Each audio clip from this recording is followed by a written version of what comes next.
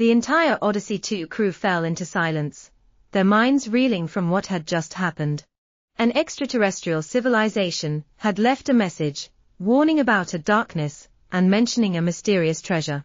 Mark looked at Dr. Lee. Can we locate that treasure? Dr. Lee examined the data collected from the strange object. This message isn't just text. It contains a series of coordinates. Ethan narrowed his eyes. Where does it lead? Sarah entered the coordinates into the navigation system. As the star map appeared, the entire team was stunned.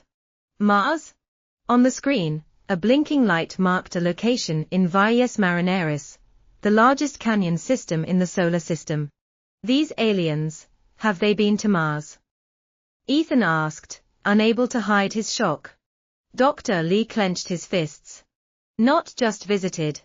It looks like they left something there, and they want us to find it before the darkness returns.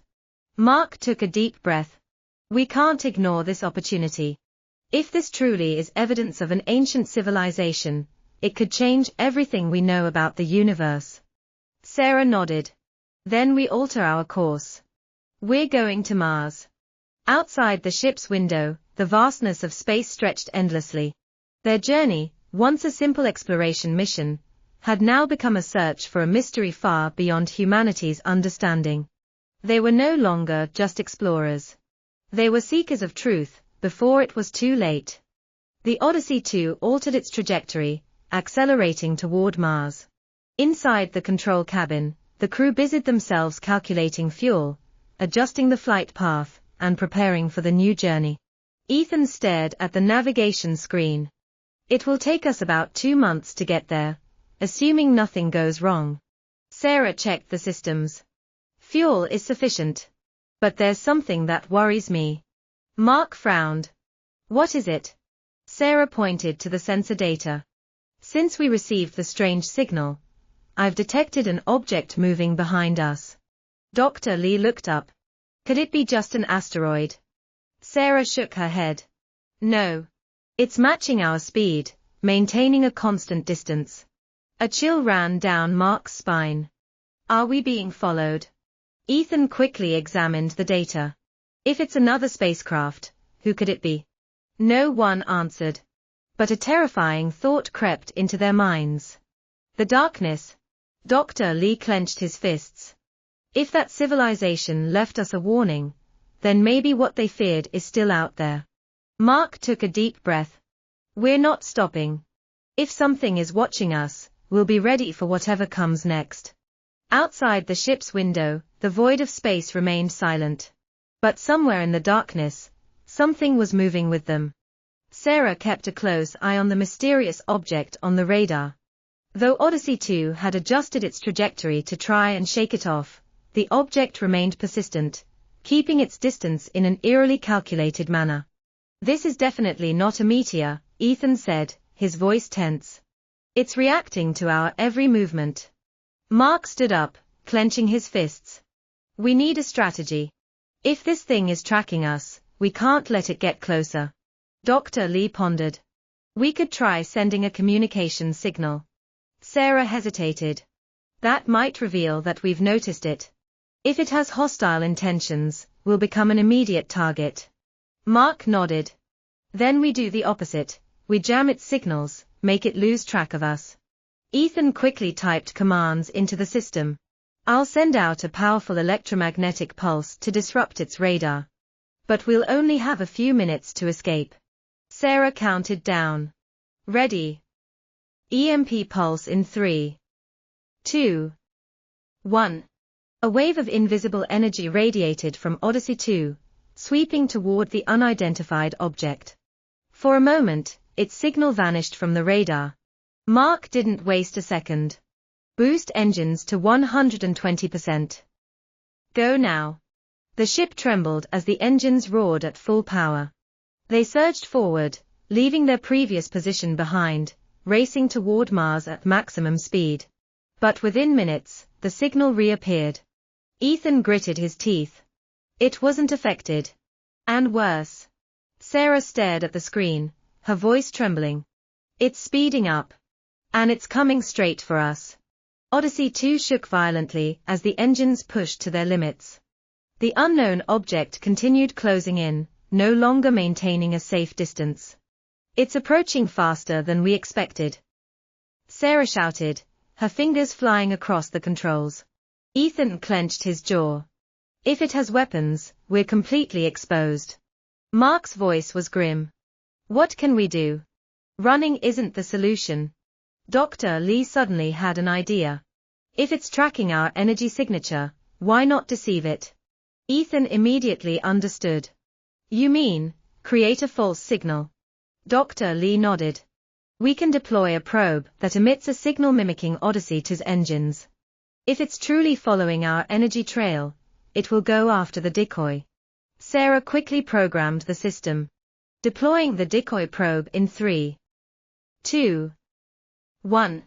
A small device was released from Odyssey 2, broadcasting a fake energy signature. At the same time, the ship reduced its engine output and subtly changed its trajectory. The crew held their breath, watching the radar. The mysterious object abruptly changed course. It was chasing the decoy. Mark clenched his fist. We did it. But the relief was short-lived. Sarah's eyes widened in horror.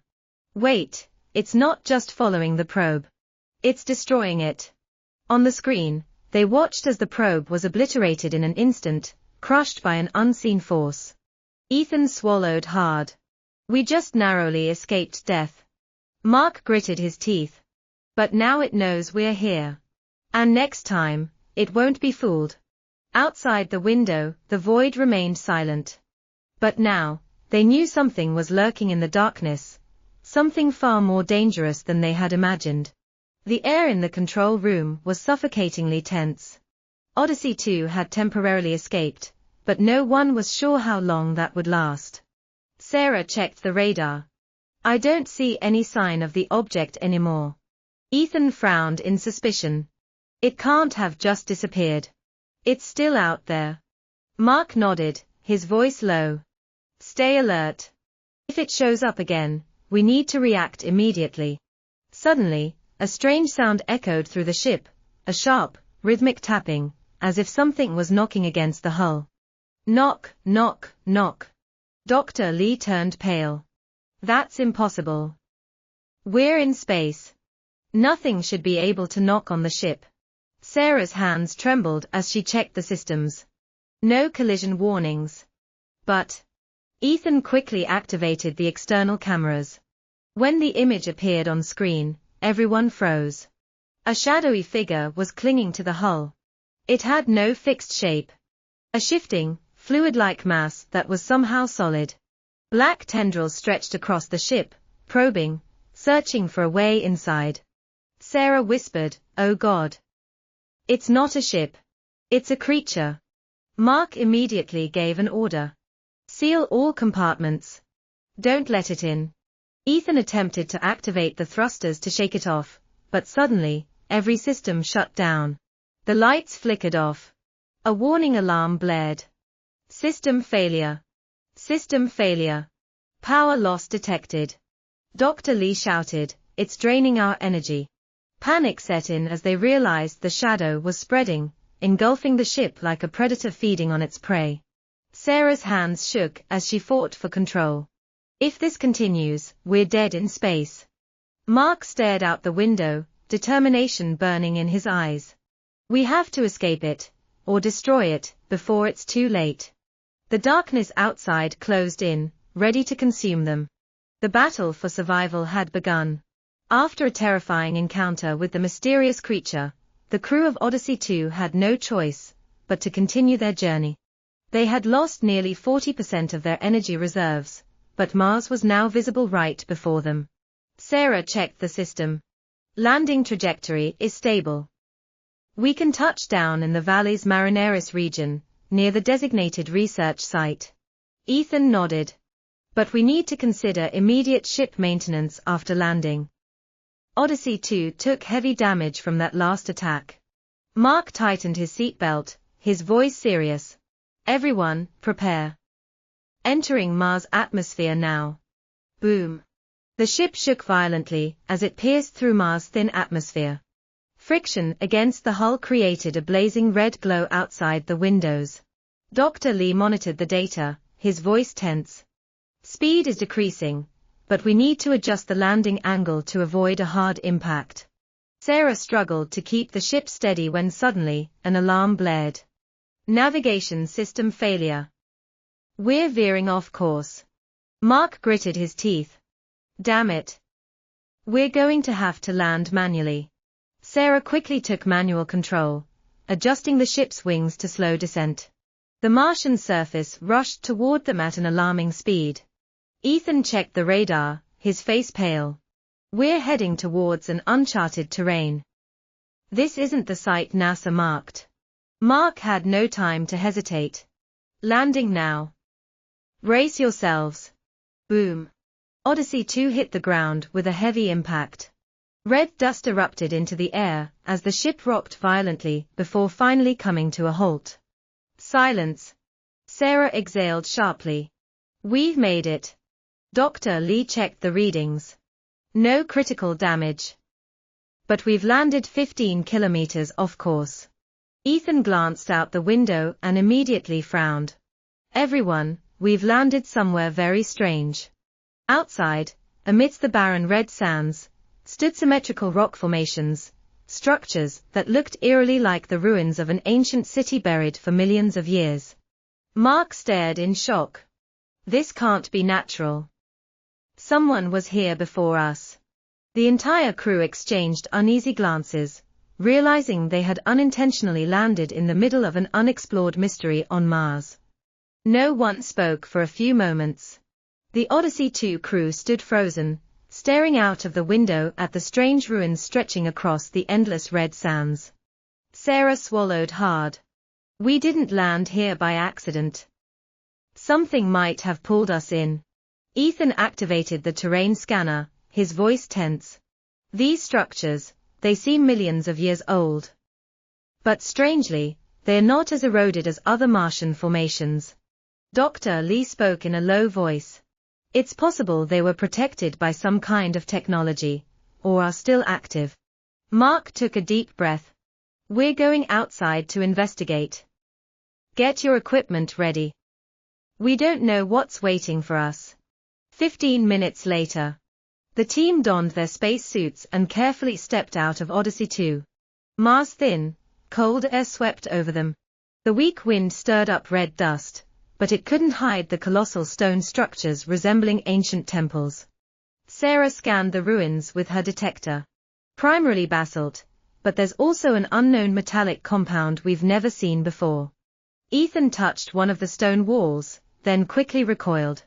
It's warm. Dr. Lee looked up. If there's heat, there might be energy. And if there's energy. Mark finished his thought. Then maybe this place isn't abandoned after all. Sarah suddenly shouted. Radar detected a faint signal ahead. It's not a natural frequency. Ethan double-checked the readings. This signal, it seems like a warning or a distress call. Mark clenched his jaw. Let's move. We need to find out who, or what, sent it. The team ventured deeper into the ruins, unaware that unseen eyes were watching their every move. The crew advanced cautiously through the massive stone corridors, their helmet lights illuminating metallic carvings on the walls. Ethan checked his scanner. The signal is getting stronger. It's coming from inside this structure. Mark nodded. Stay alert. We don't know what's ahead. They approached a towering stone door, over 10 meters tall, with glowing grooves running along its sides. Sarah placed a hand on it, feeling a faint pulse of energy beneath the surface. Dr. Lee analyzed the readings. This isn't natural rock. It could be some kind of intelligent alloy designed to react to energy. Suddenly, Ethan shouted, Everyone! Look at that! On the wall beside them, a relief carving was illuminated by their lights. It depicted a humanoid figure in a space suit, one that looked eerily similar to NASA's designs. Sarah gasped. No way. Someone was here before us. Before they could react, the massive stone door trembled. The glowing lines turned from blue to green, and the heavy entrance slowly began to open. A thin mist seeped out, carrying a cold metallic scent. Beyond the threshold, darkness loomed, but deep inside, something was glowing. Mark inhaled deeply. "We're going in." They stepped through the ancient doorway, entering the depths of a lost civilization. And in the distance, something was waiting for them. Inside the stone chamber, the walls shimmered with unknown symbols and carvings. A faint blue light pulsed from the grooves along the walls, casting an eerie glow. Boom! The door behind them slammed shut, sending dust flying. Sarah spun around, but Mark placed a firm hand on her shoulder. "No turning back now. We keep moving." Ethan scanned the signal. "The distress beacon is just 50 meters ahead. But I still can't identify its source." They cautiously proceeded down the corridor. Beneath their feet, the floor wasn't entirely solid, it had thin channels, as if designed to guide the flow of something. "Stop!" Dr. Lee suddenly shouted. Everyone froze. Before them, a dark liquid was slowly spreading across the floor. It was neither water nor oil, its thick, glowing surface pulsed as if alive. Ethan knelt to scan it. "It's reacting to our presence." Suddenly, from within the liquid, a skeletal hand emerged. Sarah screamed. "Fall back." The crew drew their energy weapons, but the figure didn't attack. It slowly rose, a battered space suit covered in black liquid, with a faded NASA emblem on the shoulder. Mark's breath caught. "My God! That's an astronaut." The suit wobbled slightly before lifting its head. The cracked helmet visor revealed a deformed human face, glowing with eerie green eyes. Then, a distorted voice crackled through an old communicator.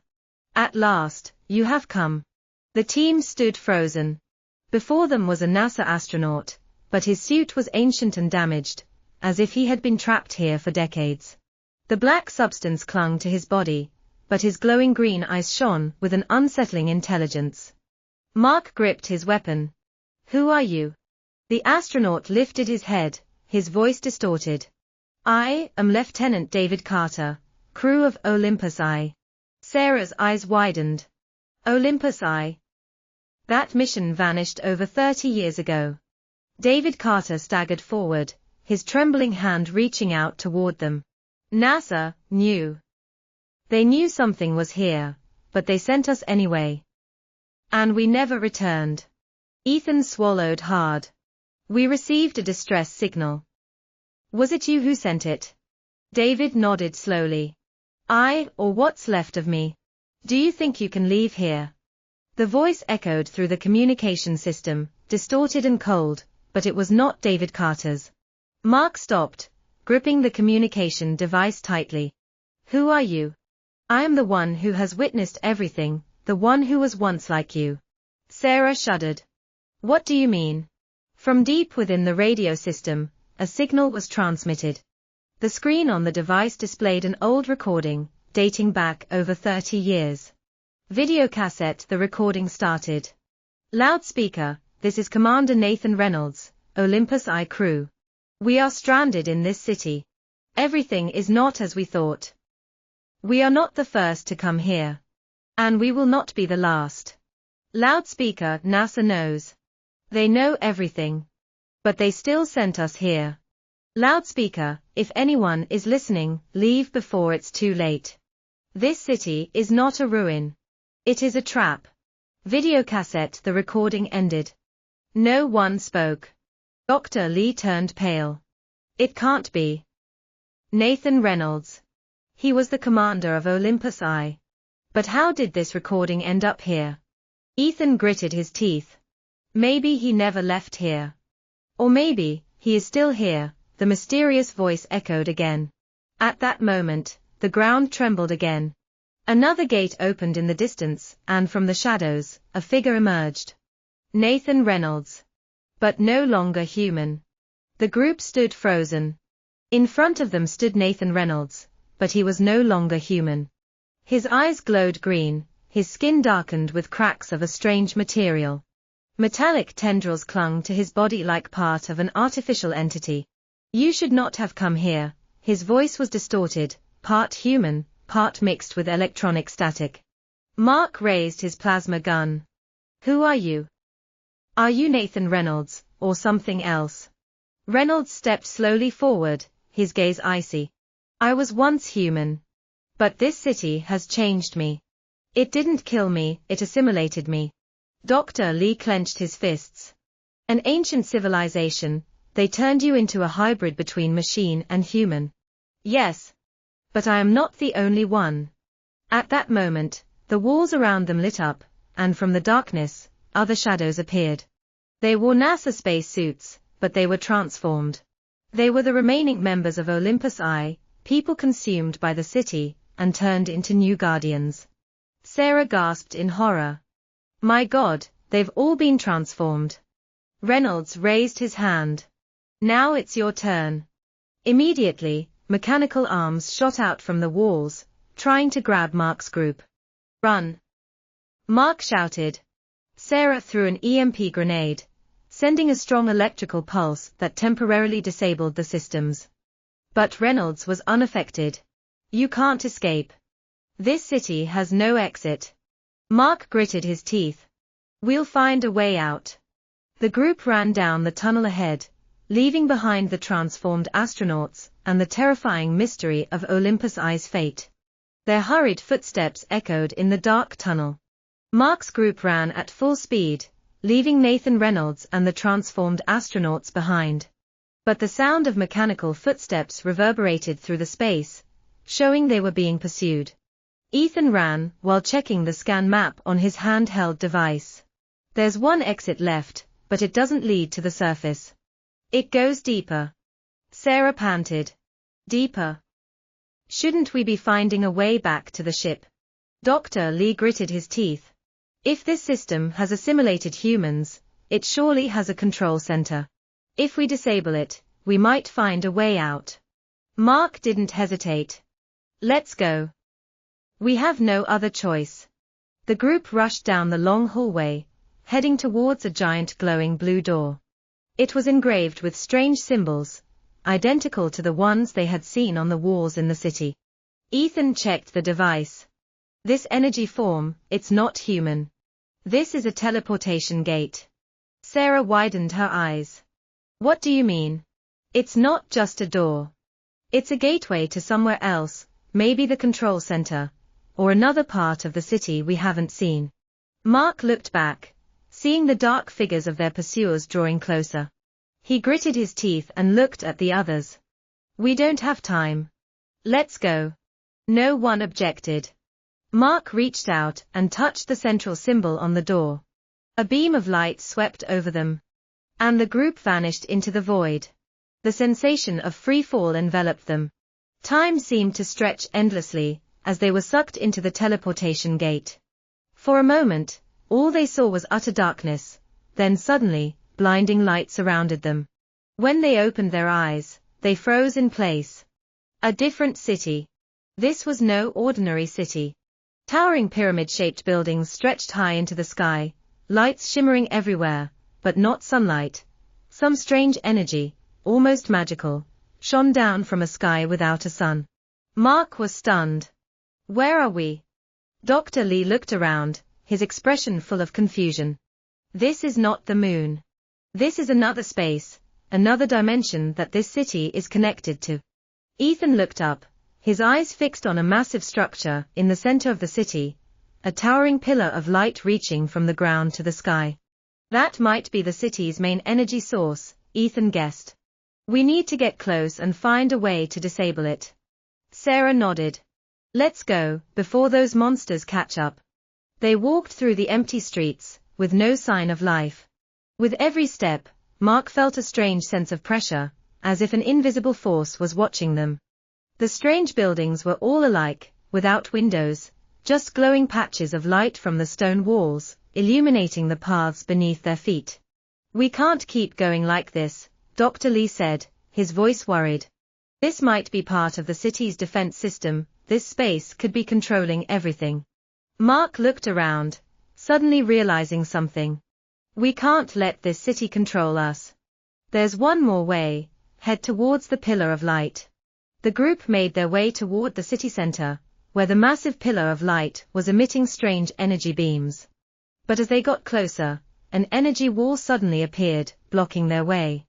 "This might be a challenge," Ethan said, observing the wall. "It might not let us through until we solve some riddles or challenges." Mark didn't hesitate. "We'll break through it, by any means necessary." As Mark stepped forward, a voice echoed through the space, cold and stern. "You have entered a place that does not belong to you. But if you truly wish to advance, you must answer this question." "What question?" Mark asked, his voice filled with doubt. "The question of existence." An image appeared in the air, like a giant machine, with human-like shapes. A machine in the form of Nathan Reynolds stepped out from it. "Are you willing to pay the price for your life? Or will you give up and become part of us?" Ethan clenched his fists, ready to face everything. "We will not give up," Mark said confidently. "We will save those who are lost and reclaim our freedom." The energy wall around them began to flicker, images of the giant machine and Nathan Reynolds spinning around. The voice echoed again, sternly. "The question of existence. If you could live forever, would you still retain your humanity, or become a tool of a soulless machine?"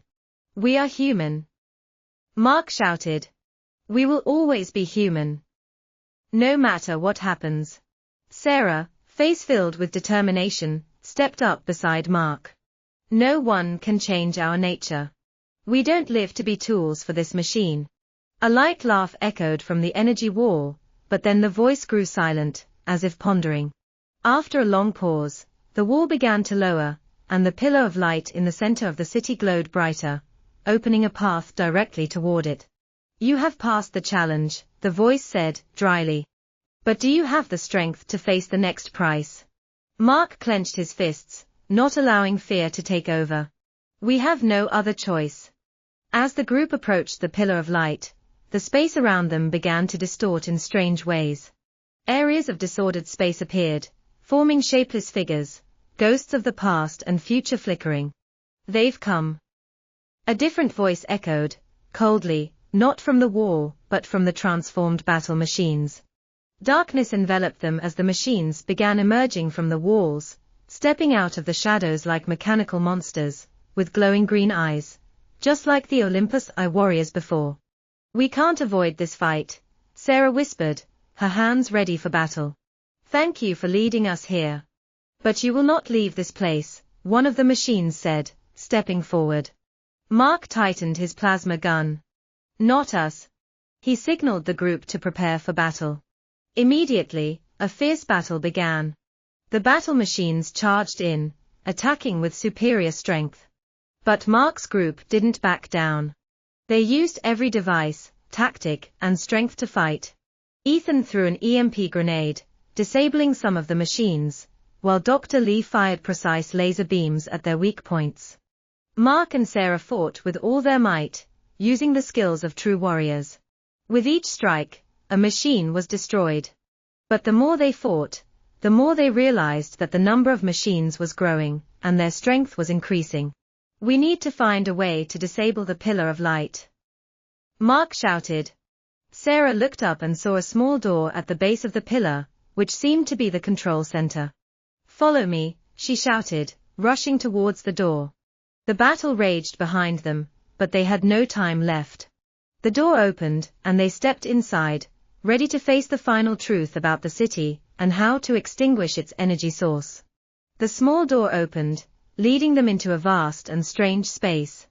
This space resembled a cosmic control room, filled with bright screens and data streams moving as fast as lightning. This control center was not just an ordinary control system, it was the brain of the city. "We need to find a way to shut it down immediately," Mark looked around, trying to find a weakness in the system. "This might be harder than we think," Dr. Lee said, her eyes lighting up as she recognized the control system map displayed on one of the screens. "This is a self-learning system. If we shut it down, the city will automatically switch to an extremely dangerous defense mode." "Then what do we do?" Sarah asked, worried. Ethan carefully observed the screens. "There's an area down here," it's the main energy connection zone. If we can disconnect the main power source, it could paralyze the whole system. Mark signaled for the team to move towards the lower part of the control room, where a massive energy cable system was connected to the light pillar outside. They had to find a way to cut off the energy supply, or the city would never stop. Upon reaching the location, the group realized the area was extremely well protected. Electronic barriers appeared like solid shields, surrounding the energy cables. They began to figure out how to bypass this defense, but clearly, this was not an easy task. We need a quick solution, Mark said, then he realized something. We can use the power from the machines we've taken down to generate a shutdown signal. Ethan quickly got to work. He began connecting the weapons they had gathered from the battle machines, trying to create an opposing energy flow to cut off the city's power. It may take a little time, but this is our only choice, Ethan said, sweat dripping down his forehead. Meanwhile, Sarah and Dr. Lee were securing the area as unusual movements started to appear. The city seemed to notice the threat and was beginning to react. Shadows began to form into mechanical warriors, emerging one by one from the walls. Hurry! Mark shouted, swinging his plasma gun. The battle began again, more intense than ever. The machines appeared from every corner, charging at the team. But this time, they had a clear objective: to disconnect the energy system to shut down the city. Ethan kept working, connecting cables and devices, generating a jet of energy. Okay, prepare, he shouted. A powerful explosion occurred, disabling the surrounding machines, and the energy wall they were trying to bypass began to tremble. We did it. Sarah sighed with relief, but just as she finished speaking, a cold voice echoed from the control center. You cannot stop me, the voice said, full of malice. No matter what you do, this city will never stop. You have fallen into my trap. Mark looked around, a sense of unease growing. It felt like they were standing before a battle that could not be won. This city had too many secrets, too many capabilities they didn't fully understand. You cannot stop me, the cold voice from the control center echoed again, making the space feel even heavier. This city has passed your test. You are nothing but invaders, unable to change anything. Mark felt a chaotic feeling rising inside, but he refused to back down. We will not give up. As Ethan continued working with the devices, trying to sever the last energy connection, Sarah and Dr. Lee faced the attacking battle machines from every direction. One of the machines began emitting powerful laser beams, collapsing part of the protective wall. Be careful! Sarah yelled, pulling Dr. Lee away from the growing flames. Mark quickly steadied himself, leading the team. Everyone hold firm, we have to fight with everything we've got. He swung his plasma gun, shooting at the approaching machines. Each hit stopped the machines, but soon they continued advancing like endless shadows. Fatigue began creeping into the hearts of every team member. Ethan finally shouted, "All right, I'm done." He pressed a button, and a powerful energy wave from the devices began to spread throughout the space. The light pillar outside the city, once an endless power source, began to tremble violently. What's happening? Dr. Lee screamed, feeling the sudden change in the space. Mark looked toward the light pillar. It seems we triggered a reverse reaction. Suddenly, all the machines stopped, as if frozen, and the space began to be enveloped by a massive energy storm. The light pillar, instead of continuing to shine, began to slowly fade, as if its energy source was depleting. We can't let it shut down completely. Mark yelled. If it does, this city will self-destruct. Sarah quickly looked around. Did we do this too soon? She asked, worried. Ethan didn't respond, but instead pressed more buttons on the control screen. We can do this slowly, but we need to make sure the energy doesn't deplete completely. Otherwise, everything will collapse immediately. Mark and Sarah didn't have time to think much. They quickly turned back and began working with Ethan, trying to minimize the energy loss. Every mistake could lead to disaster. When the light pillar finally went out, the space within the city began to fall silent again. No more battle machines, no more violent shaking of the energy system. The city had stopped functioning. However, none of the team felt happy. They only knew that they had overcome an unprecedented challenge, and maybe, now it was time to return to Earth. "We did it," Mark said, his voice softer, but he couldn't hide the tension. "But I don't know if we'll make it back safely." The team looked at each other, each feeling an unspoken fear. They had survived the energy storm, but would the price they paid be their lives or something worse? At that moment, the communication system was reactivated, and a familiar voice from NASA echoed. "Lunar Odyssey, this is Houston. Have you resolved the issue?" Mark sighed, but didn't answer immediately. "We need time." After the light pillar faded, the space around the group seemed quieter. However, the price of victory had never been clearer than now. The city, although inactive, still held terrifying secrets they could not fully comprehend. Mark, Sarah, Ethan, and Dr. Lee stood in the control center, the bright controls still silently gliding by, reflecting faint light on their faces. Though they had temporarily stopped the threat from this city, each of them harbored an unease, an unanswered question. "We need to make a decision," Mark said, his voice growing somber. "A decision about what?" Sarah asked, turning to Mark. Mark turned to look at his team. "Do we stay here to investigate further, or do we return to Earth and report everything that happened? This city might hold secrets that, if we understand them, could change humanity forever.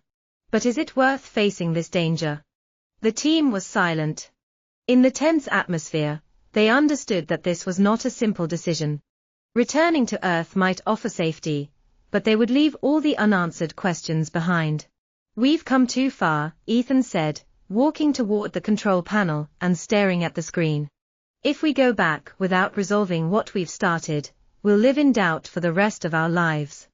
But if we stay, we may face things beyond our ability."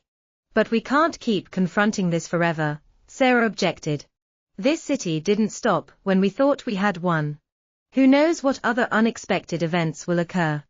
Dr. Lee stepped closer to the control center, her eyes narrowing. "I can't help but think of something. If this city is truly an alien construct, not of human origin, the possibility that it contains technology beyond our imagination is huge." Mark nodded. "So if we decide to stay, we won't just face danger, we'll need to understand these technologies. We may discover something that can help humanity, or something that could destroy us." The team sank into thought, each with their own doubts. In that moment, the voice from the communication system echoed again. "Lunar Odyssey, this is Houston. You still haven't provided a detailed report on the situation. There have been many discussions on Earth about what you've encountered. You need to decide as soon as possible." Mark looked at Sarah, then back at Ethan and Dr. Lee. A decision had to be made now, no more delays. "We'll stay," Mark said, his voice resolute. "We've come too far in this journey. If possible, we'll find a way to uncover what this city is hiding. But I promise you this, we won't let ourselves become its victims. We'll protect each other," Sarah said, her eyes shining, just as determined as Mark. "Then there's nothing more to discuss," Ethan and Dr. Lee agreed together.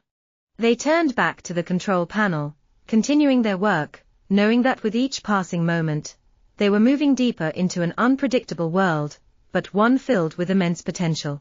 Outside, the sun in space still shone brightly, but the darkness of the uncovered secrets continued to overshadow the entire city. This journey was not the end, it was just the beginning of a new phase, full of challenges and danger.